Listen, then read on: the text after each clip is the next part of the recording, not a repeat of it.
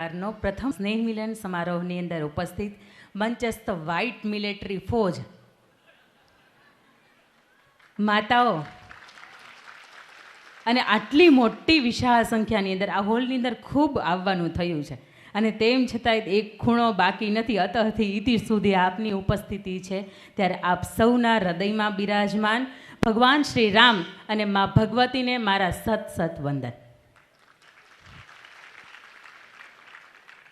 સૌથી પહેલાં આપણી વાતની શરૂઆત કરીએ ને તો હું એક નાનકડી એવી એક્સરસાઇઝથી તમને શરૂઆત કરાવું. કોના બંને હાથ ઊંચા થાય? બધાના થાય છે ને? બંને હાથ બધા ઊંચા કરો. મંચસ્થ મહેમાનો નીચે બધા જ થઈ ગયા. હવે હું તમને કહું ને એવી રીતે બંને હાથ કરે. હવે એ બંને હાથ પાછળની સાઈડ જવા દો. આ પંજો છે ને એને પાછળ જવા દો. ગયો? બધા જ નો. હા, પછી તમારી પીઠ પર જવા દો અને 3 વખત થપથપાવો. 1 2 અને 3. અરે વાહ, thank you thank you thank you so much. આ એટલા માટે, આ ભાવ મારો હતો, હાથ તમારા હતા. આ એટલા માટે કે આજે ખૂબ બહાર વરસાદનું વાતાવરણ છે, આપણે ક્યાં દૂર દૂરથી રહીએ છીએ, તેમ છતાંય આજે પ્રથમ આપણે સ્નેહ મિલનમાં મળવા જઈ રહ્યા છીએ અને ઘણાને બ્લેક ગોગલ્સ લગાવવા પડ્યા છે અને તેમ છતાંય અહીંયા ઉપસ્થિત રહ્યા છો ને એટલા માટે તમારી ઉપસ્થિતિ માટે તમારી એક શાબાશી છે.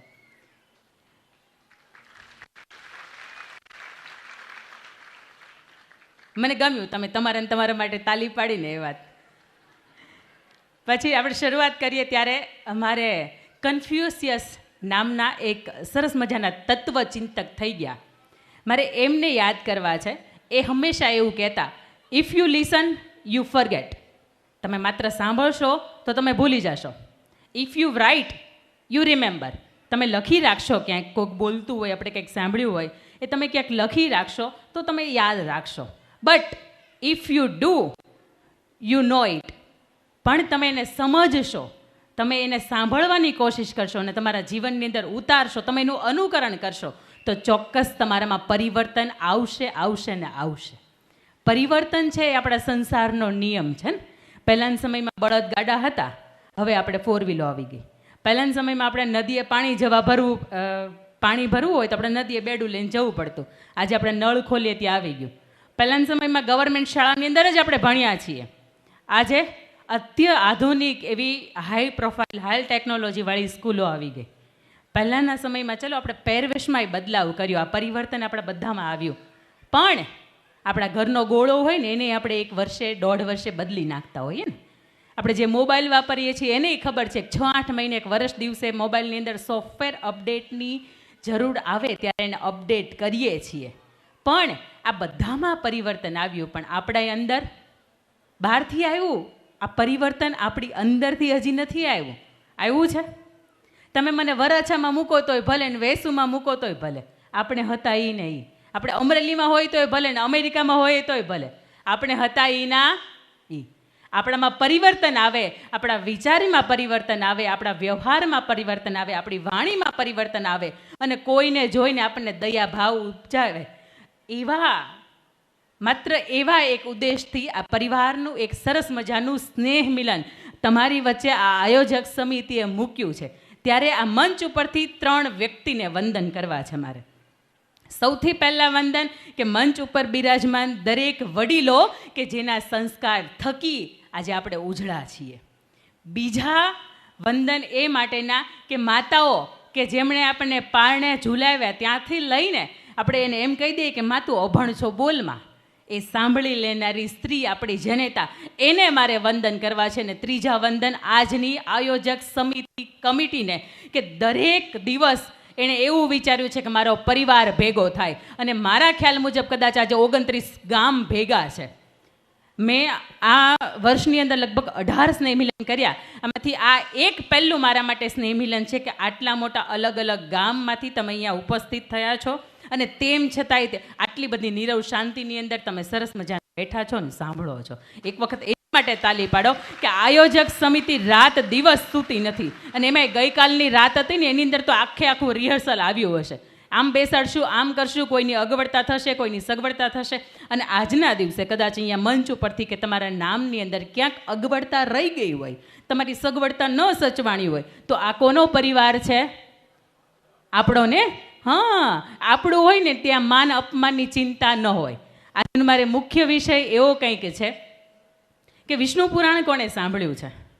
કથા છે, પણ કથાની સાથે આજની કહાનીઓ છે મારી પાસે. વિષ્ણુ પુરાણ કોણે સાંભળ્યું છે? કોઈ નહીં.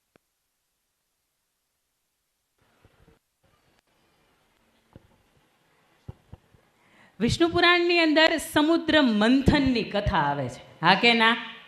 હા. તો હવે તમને હું એક સવાલ પૂછું છું, એના માટે મારી પાસે સરપ્રાઈઝ ગિફ્ટ છે. બરાબર?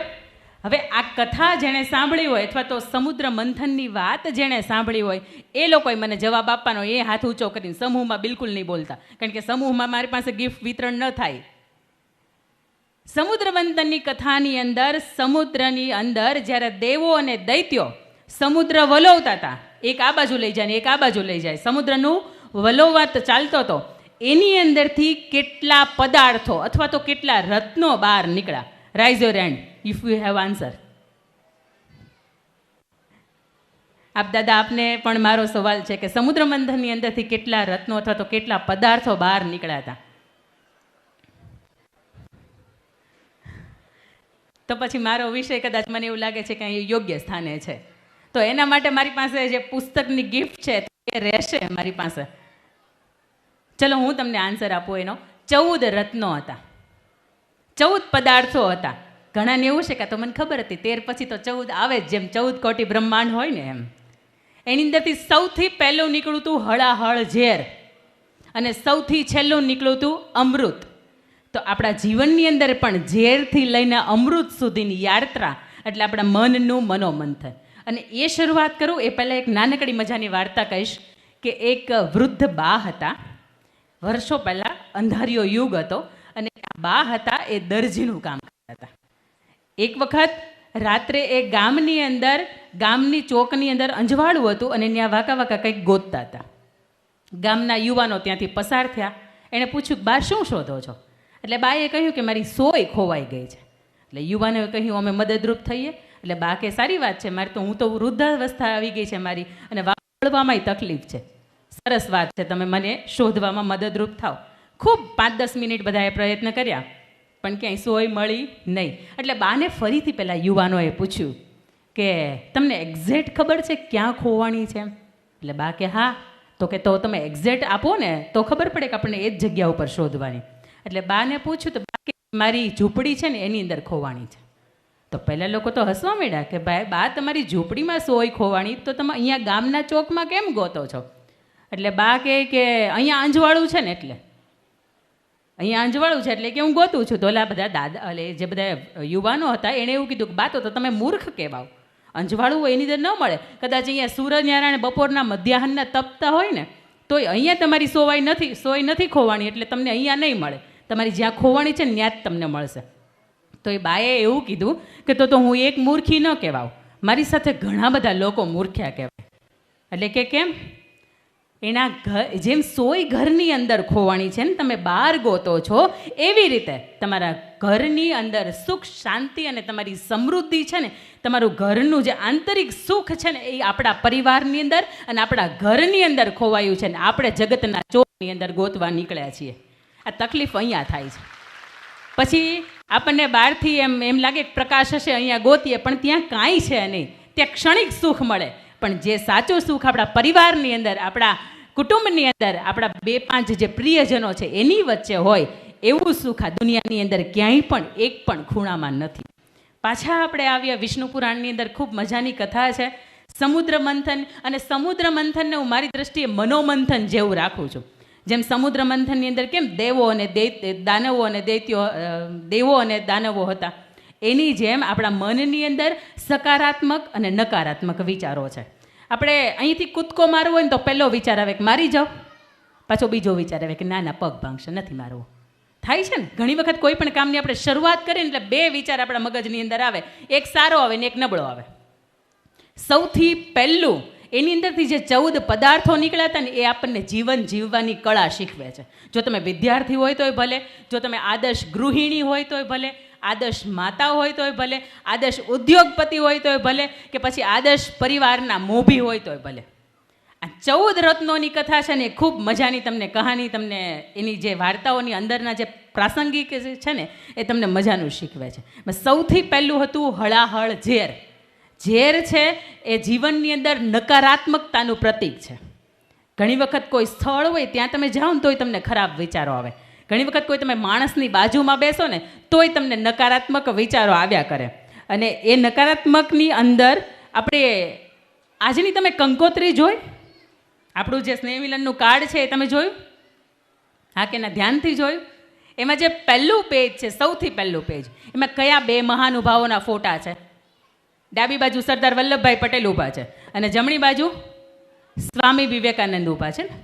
સ્વામી વિવેકાનંદ એવું કહે છે કે તમે કોઈ પણ કાર્યની શરૂઆત કરશો ને એટલે હંમેશા આ દુનિયા તમારો વિરોધ કરશે, તમારી ઉપર હસવાનું ચાલુ કરશે, અને જો તમે એમાં સફળ ગયા તો શું કરશે? તમારી માટે ફટાકડાએ ફોડશે.